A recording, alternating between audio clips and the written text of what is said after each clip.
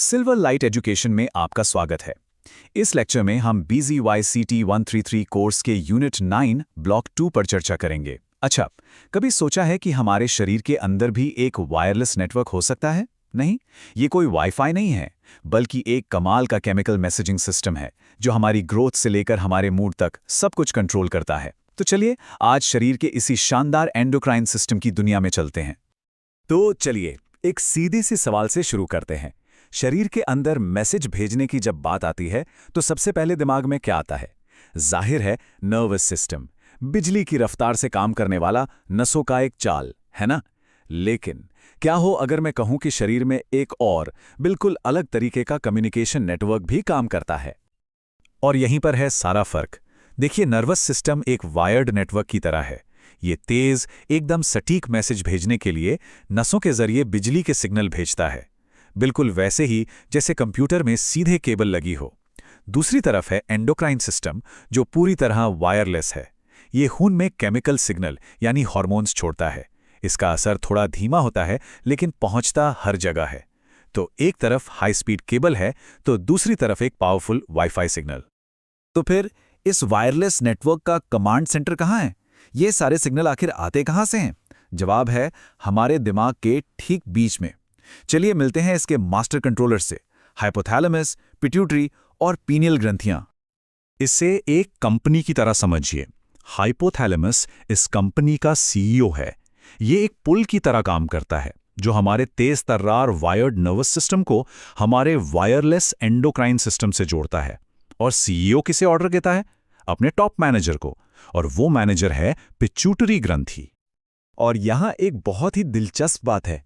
ये जो पिट्यूटरी ग्रंथि है ना, ये असल में दो बिल्कुल अलग अलग जगहों से मिलकर बनती है। इसका एक हिस्सा तो सीधे दिमाग से आता है, पर दूसरा हिस्सा हमारे मुंह की छत से ऊपर की तरफ बढ़ता है ना कमाल की बात। बाद में यही दो हिस्से इसके दो मेन लोब बन जाते हैं। और ये मैनेजर सच में बहुत बिजी रहता है। जरा पिट्यूटरी के फ्रंट लोब की टू डू लिस्ट तो देखिए। ये लगातार पूरे शरीर में हार्मोन के जरिए मेमो भेजता रहता है। थायराइड को कहता है मेटाबॉलिज्म संभालो, हमारी ग्रोथ को मैनेज करता है, स्ट्रेस में एड्रिनल ग्रंथियों को एक्टिवेट करता है, और तो और रिप्रोडक्शन को भी ये कंट्रोल करता है। तभी तो इसे मास्टर ग्लैंड कहते हैं। हमारे कमांड सेंटर में एक और जरूरी सदस्य है, पीनियल ग्रंथि। इसका सबसे बड़ा काम है शरीर का ऑफिशियल टाइम कीपर बनना। ये हमारी सर्केडियन रिदम के लिए जिम्मेदार है, मतलब वो अंदर की घड़ी जो हमें बताती है कि कब सोना है और कब जागना है। और इसके लिए ये मेलेटोनिन नाम का हार्मोन इस्तेमाल करती है। चलिए अब दिमाग से थोड़ा नीचे उतरते हैं और उन ग्रंथियों की बात करते हैं जो शरीर के एनर्जी बजट को संभालती हैं। इनको हम अपना रिसोर्स मैनेजमेंट डिपार्टमेंट भी कह सकते हैं। इसमें आते हैं थायराइड, पैराथायराइड और पैंक्रियास। हमारी गर्दन में मौजूद थायराइड पूरे शरीर के लिए एक थर्मोस्टेट की तरह है। ये खून से आयोडीन लेता है और उससे पावरफुल हार्मोन बनाता है। यही हार्मोन तय करते हैं कि हमारी कोशिकाएं कितनी तेजी से एनर्जी जलाएंगी। मतलब आसान भाषा में कहें तो ये हमारे पूरे मेटाबॉलिज्म की स्पीड को कंट्रोल करता है। अब देखिए ये सिस्टम कितना स्मार्ट है।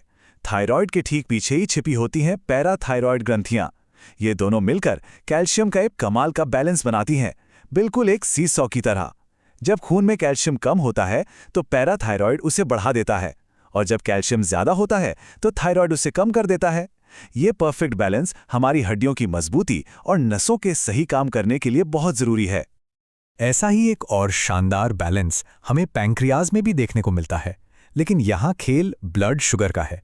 जब शुगर लेवल गिरता है तो ग्लूकागॉन नाम का हार्मोन उसे बढ़ाता है, और जब खाने के बाद शुगर लेवल बढ़ता है तो इंसुलिन उसे कम करता है। यही वो हार्मोनल जुगलबंदी है जो हमारे शरीर को दिन भर के काम के लिए लगातार एनर्जी देती रहती है। तो रोजमर्रा का मैनेजमेंट तो हमने देख लिया, लेकिन जब कोई इमरजेंसी आती है तब क्या होता है? खैर, इसके लिए हमारे पास है शरीर की इमरजेंसी रिस्पॉन्स टीम, एड्रिनल ग्रंथियां। जब भी कोई खतरा महसूस होता है तो एड्रीनल ग्रंथियां हमें लड़ो या भागो मोड में डाल देती हैं।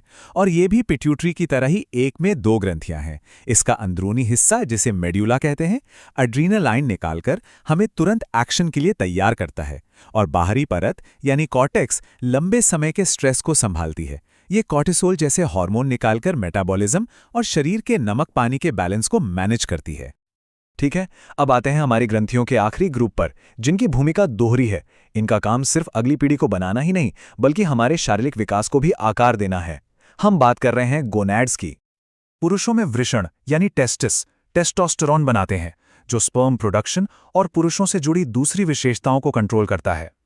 वहीं महिलाओं में अंडाशय यानी ओवरीज एस्ट्रोजन और प्रोजेस्टेरॉन बनाती हैं, जो मेंस्ट्रुअल साइकिल से लेकर प्रेगनेंसी तक सब कुछ संभालते हैं। ये हार्मोन सिर्फ अगली पीढ़ी के लिए ही जरूरी नहीं है, बल्कि हमारे शारीरिक विकास को आकार देने में भी इनका बहुत बड़ा रोल है। लेकिन ये शानदार सिस्टम सिर्फ इंसानों तक ही सीमित नहीं है। चलिए एक पल के लिए जूम आउट करके देखते हैं कि ये कितना पुराना और यूनिवर्सल है। इसका बेसिक डिजाइन सभी रीढ़ की हड्डी वाले जानवरों में मिलता है, पर हर किसी में कुछ मजेदार बदलाव हैं। जैसे मछलियों में ये ग्रंथियां बिखरी होती हैं। उभयचर पहले जीव थे जिनमें पैराथॉयरॉइड ग्रंथियां बनी। सरीसृपों में हार्मोन उनकी त्वचा के झड़ने को कंट्रोल करते हैं, और पक्षियों में एक सुपर एक्टिव थायराइड उन्हें उड़ने के लिए जरूरी हाई मेटाबॉलिज्म देता है। और ठीक जब हमें लगता है कि हमने सब कुछ समझ लिया है, वायर्ड और वायरलेस का फर्क, तभी विज्ञान एक नया मोड़ ले आता है। वैज्ञानिकों को लगभग 40 ऐसे मॉलिक्यूल मिले हैं जो हार्मोन और न्यूरोट्रांसमीटर दोनों की तरह काम करते हैं। इसका मतलब ये हुआ कि हमारे इन दो कम्युनिकेशन नेटवर्क्स के बीच की लाइन उतनी साफ नहीं है जितना हम अब तक सोच रहे थे। और यही हमें एक आखिरी और सबसे जरूरी सवाल पर ले आता है। अगर हमारे वायर्ड और वायरलेस नेटवर्क के बीच की रेखाएं धुंधली हैं, तो हम अपने शरीर के कम्युनिकेशन सिस्टम के बारे में और क्या-क्या नहीं जानते। हमने देखा कि ये वायरलेस नेटवर्क शरीर में एक नाजुक संतुलन बनाए रखता है, और इस सिस्टम की सटीकता ही हमारे स्वास्थ्य की कुंजी है। हम अगले लेक्चर में आपसे मिलेंगे।